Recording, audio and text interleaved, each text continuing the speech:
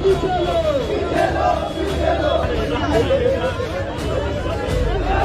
सरकार के विरुद्ध उनका पुतला फूका जाएगा। मोदी सरकार के विरुद्ध जो फैसला लिया गया है। देश भर में सेना में भर्ती की नई नीति का विरोध जारी है। इसी बीच अब इस बात का भी विरोध शुरू हो गया है कि अगर सैनिकों को देश सेवा के लिए पेंशन नहीं दी जानी है तो क्या एमपी और एमएलए को पेंशन देना सही है।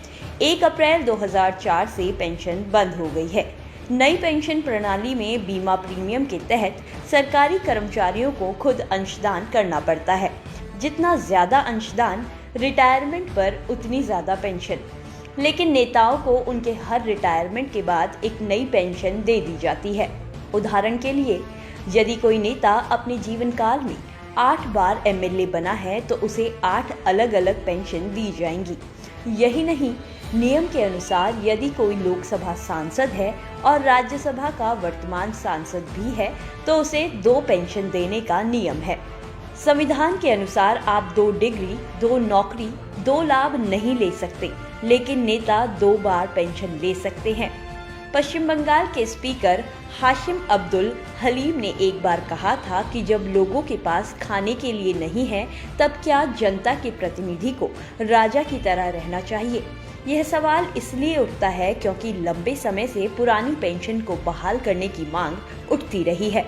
आम जनता में यही धारणा बनी है कि चुने हुए नेताजी खुद अपने लिए वेतन भत्ते बढ़ा लेते हैं, पर कर्मचारियों की मांगों को अनसुना कर देते हैं।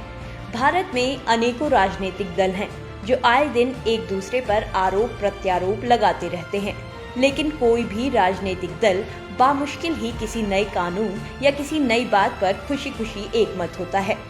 लेकिन जब विधायकों और सांसदों के पेंशन की बात आती है तो सभी पार्टियां खामोशी से एकमत दिखती हैं।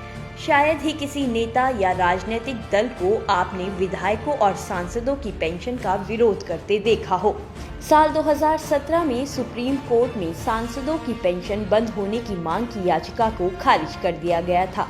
तब किसी राजनीतिक दल ने इसका विरोध नहीं किया, ना ही कोई धरने पर बैठा और ना ही किसी ने कोई आंदोलन किया। आपको ये जानकर हैरानी होगी, लेकिन आरटीआई से मिली जानकारी के अनुसार पिछले 8 साल में 500 करोड़ रुपए सांसदों की पेंशन पर खर्च किए गए हैं।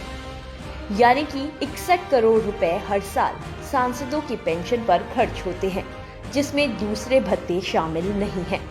संसद सदस्य वेतन भत्ता और पेंशन अधिनियम 1954 के तहत एक सांसद को 25,000 रुपए महीना पेंशन मिलती है।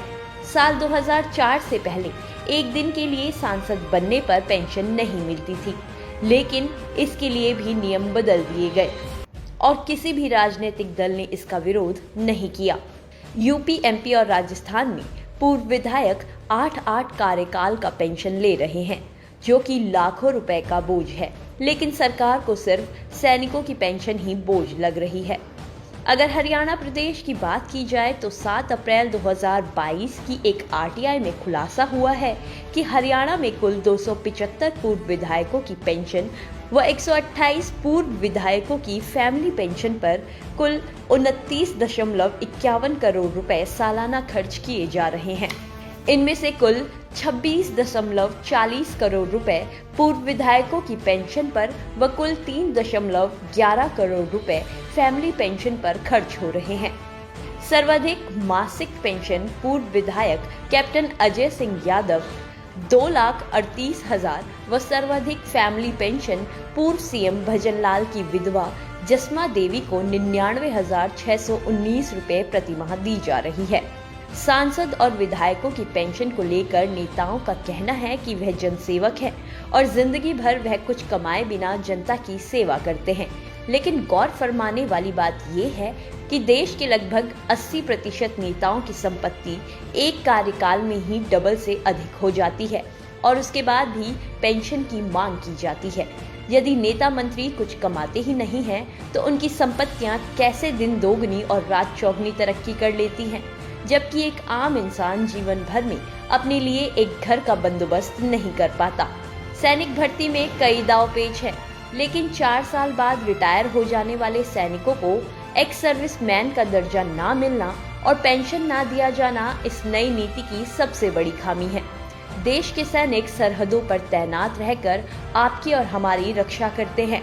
बिना किसी शो ऑफ के -50 डिग्री में भी अपनी ड्यूटी निभाते हैं। वहीं दूसरी तरफ नेता केवल वोट मांगने के समय ही जनता के बीच पहुंचकर आकर्षक रैलियां करते हैं और उन पर लाखों रुपए खर्च करते हैं और काम आने के समय भाग खड़े होते हैं। ऐसे में सवाल उठता है कि आखिर सही मायनों में असली पेंशन का हकदार कौन है? वो जो आपके लिए अपनी जान तक न्यौछावर कर देते हैं या फिर वो जो केवल 5 साल में एक बार ही नजर आते हैं?